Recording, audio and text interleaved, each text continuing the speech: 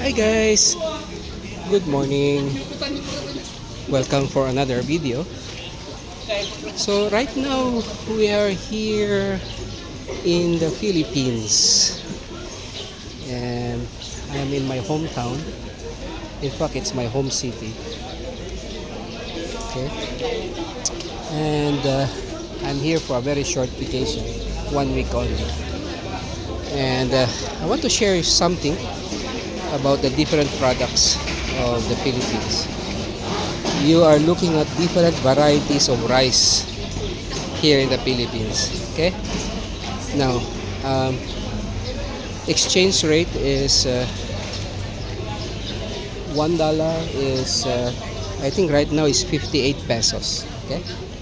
For the record, for you to be able to convert the prices, $1 is 58 pesos. So you are looking at different varieties of rice here. So we have red rice, brown rice, malakit means sticky rice, jasmine and domeng.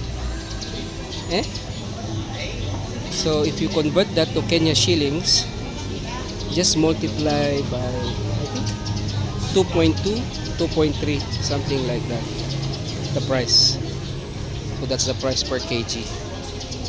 So this is upcountry, the mountain rice. Okay. So because my city is a mountain city, northern part of Manila. Okay. Now we're going to the fruit section. Different fruits. Okay. So we have different fruits here. I think this is kiwi, oranges, yeah, green grapes. Yeah. Nagko-content lang ako, ate. Sige lang. Sinishare ko yung mga prices. That's mangosteen. Magkano po sa mangosteen? 250 per kg.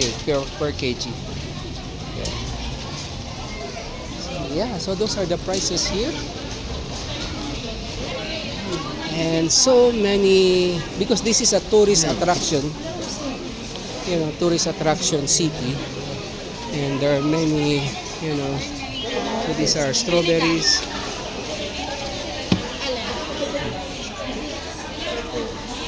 Strawberries, yeah. Pambiyahe. Yes, sir. Pili ka na lang. 250 mo dito. Mahal na rin. Thank you. So, I think this is a season for strawberry. Thank you. Seedless oranges. Yes, po. Oranges. And mayroon kayong garlic? Magkano yung ganyan? 150. Magkano? 150. 150? Wala na bang tawad? 130 po. Bilisan akong tatlo. 130 yung 130 na lang? Sige, bigyan mo akong tatlo. So, I'm buying garlic chips.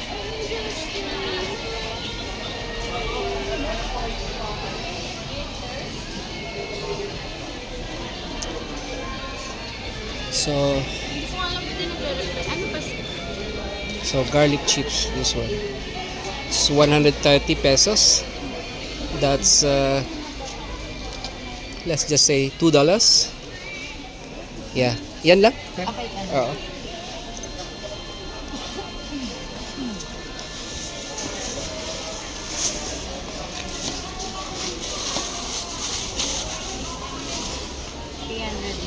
$390. Yes.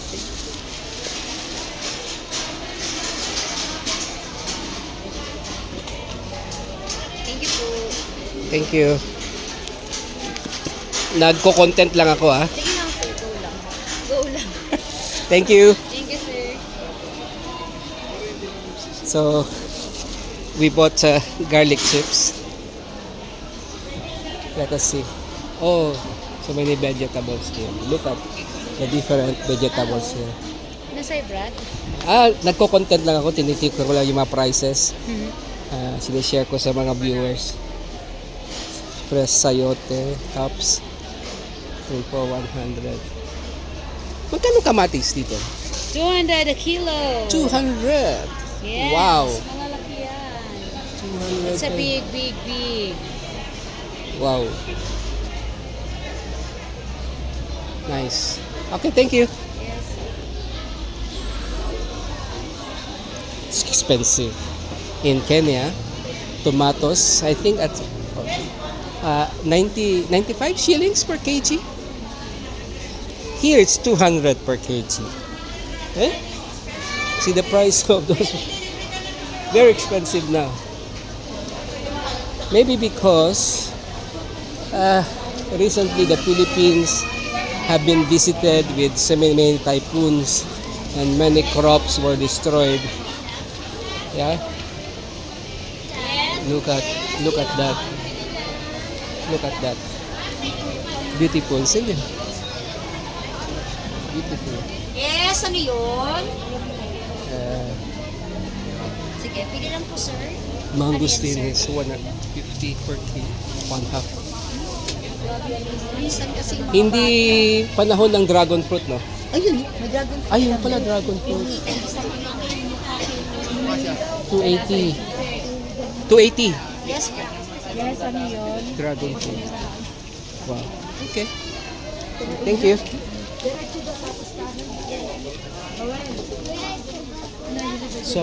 Souvenir items. Yeah. Especially like this. So really, it's a tourist destination place. Ay, Nining! Nahulog Let us ang see. iyo. Ay, naku, nagtapaka.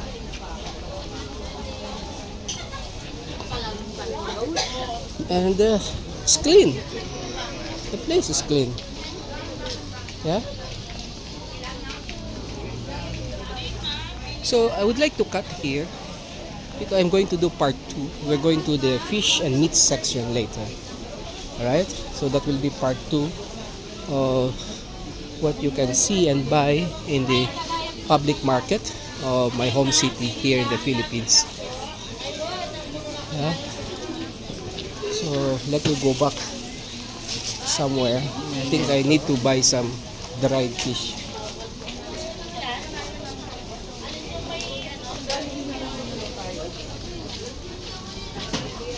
Bye guys.